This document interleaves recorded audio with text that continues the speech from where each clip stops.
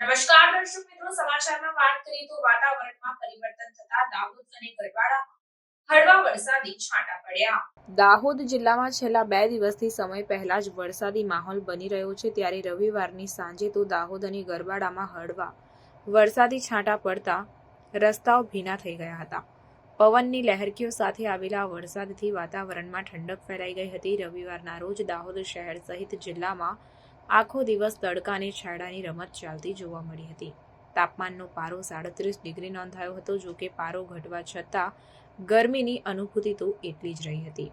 વાદળો થોડીક રાહત કરતા હતા, પરંતુ તાપ નીકળ્યા બાદ પરિસ્થિતિ યથાવત થઈ જતી હતી.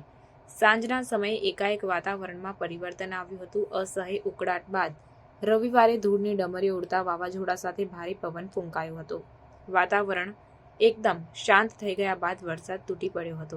વરસાદના આગમનથી વાતાવરણમાં ઠંડક પ્રસરી ગઈ હતી.